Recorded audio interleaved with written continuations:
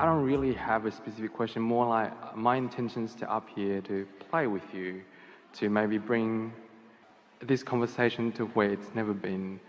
I feel like money and materials comes very easily to me because I don't desire them as much, but more accurately, my resistance isn't as strong. Oh. They come because I don't care about them? Well, they sort of just drop off the sky, but I mean, they don't. But to an outside person looking at my life, when I said, So you're saying you don't worry about it? Would you say you just expect it to be that way? Expectation feels that I'm thinking about it all the time, but no, just feels... it doesn't. Expectation means that there is a desire and a belief in the same place. Okay. That's what an expectation is. Desire and belief in the same place. You don't have to be talking about it all the time, but you're not talking against it either. I asked for $10,000 and you said about try to do 20, 30, 40, 50% less. I offer no effort. It's just, I said, I'm just going to put it out there. It's going to drop. So you don't offer effort because you understand that the laws of the universe are bringing whatever you want to you. Are you saying to us that you don't justify the well-being that comes through effort and hard work? You're not justifying anymore. You're just expecting it to come? It flows easily. That's the key right there.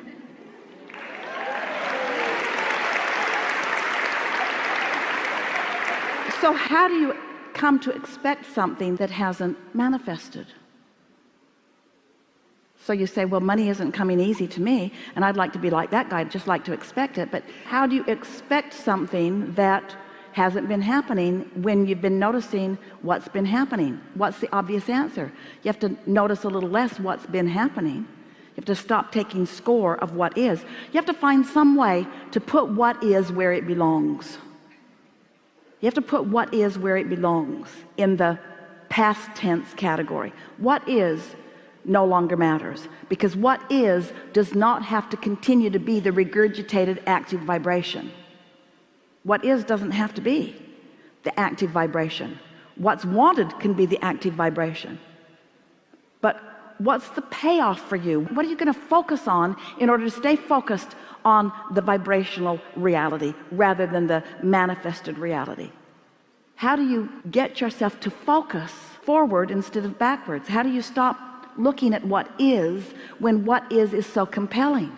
Something else has to be equally compelling. Let's play with this just for a moment, and then we will hear you.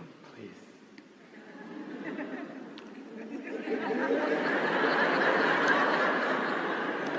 Do you enjoy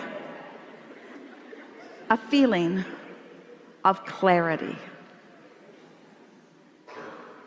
Do you? Do you like to feel so clear in your mind that you know exactly what you're doing?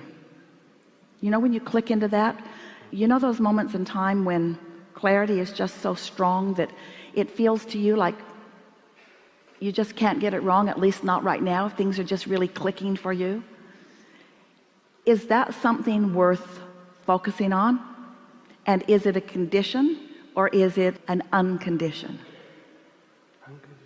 We know these words sound awkward to you, but we're wanting to somehow cajole you into not facing reality anymore. Your reality is the platform that you bounce off of, but if you let it be what you are giving your undivided attention to, your reality will hold you apart from your motion forward. So you have to find a way to put reality where it belongs, which is past tense. It's old news. What's already manifested isn't where the sweet spot it is, isn't where the action is, it isn't where the energy is, it isn't where the fun is, it isn't where the leading edge is, it isn't where the new ideas are. It's the hatching of the new idea, it's the experience of the new rendezvous, it's the turning the vibration into a thought, it's the receiving of the thought, it's the conscious awareness that you've received a thought, it's the emotional feeling of worthiness that the thought has come, and the emotional feeling of positive expectation that that's going to amount to something. And every single thing you want, no matter what it is, material object, state of being, lover in your bed, pile of money, doesn't matter what it is, every single thing you want is because you believe you will feel better in the having of it. So if we can get you to just for 2 days, just for 2 days, say, what's the feeling that I'm reaching for? What's the feeling? So what did you come to talk to us about? It's sort of like a recalibration of step 5, embracing contrast with unconditional love. It feels like it's easier with material, but when it comes to people, when I put so much effort and care into someone, I would kind of like to keep them around a little bit, but then it just seems to flow in and out.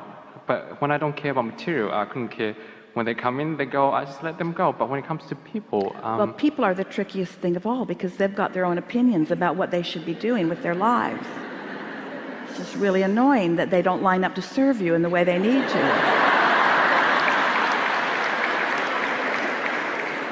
And some of it is because they want different things than you want from them, and some of it is because they are not in control of their own vibration yet. But people are really tricky. What you are best to do relative to people is just find a way of feeling good about what you're flowing to them, because if you are evaluating the conditions that they are flowing to you, you have no control of that. That's a cycle that you will never work your way out of. So when you said embracing the contrast, it kind of felt like embracing the part when I'm aware that I'm being a conditional lover, which means I understand that I want to be unconditional, but trying to stop the train sometimes it just adds momentum to the train. Now I want to embrace that contrast by going, oh well, I'm just going to let it crash. Let us put just one little idea in this mix that is available to you all the time, but you haven't been receiving it. Oh, please. So we're just going to speak it to you in a see it, hear it, smell it, taste it, touch it way. We're going to put it in your ear so that you can contemplate it. But I'm ready. what if there's something that you want that's in your vortex, like the mastery of creation? What if there's something in your vortex that causes you to call someone to you who misbehaves? Ooh. I hear you. What if, in them not jumping through the conditional hoops, wouldn't it be easy if everyone would just behave, and all you'd have to do is just observe their really good behavior, and you could feel good all the time? Yeah. But you do not do anyone else a good service, and they certainly do not do you a good service when they work hard to keep you happy, because what they're doing is manipulating conditions, which is not sustainable. You found that out 9 days after you got married. It's not sustainable. But if someone has the audacity to not conditionally try to please you, so that you have to discover how to hook up with something that does please you apart from them, now you can, in a short period of time, master what true alignment is. I felt like the breakup in February was worth it once I found my alignment to be in that zone of realizing from broader perspective, to see that it was worth it, because now I truly understand what unconditional love is, rather than him being... But wouldn't it be great if, how often do you say, well, it was awful for a while, but then after the fact I now see that that was a beneficial thing? Wouldn't it be nice if you could accept that everything is a beneficial thing while it's happening? Yeah. Because one of two things is happening. Either it's bringing you clarity, it's either enhancing your desire, or it's in this moment satisfying your desire. It's either making your desire grow, or it's fulfilling it right here and now. And we think we love you so much that you are dramatically underestimating the value of a growing desire. Growing desire doesn't feel good to you if you're not good at keeping up to speed with it, because your desire is growing and you're not, and your desire is growing and you're not, and your desire is growing and you're not, and your desire is growing and you're not. And we promise you your desire is growing. So your desire is growing, but you're focused upon a condition, and your desire is growing, you're focused on a condition, and your desire is growing and you're focused on a condition. And after a while, the tug of war is so strong within you that you just sort of give up, and then you close the gap just a little bit, sort of by default, almost like accidentally.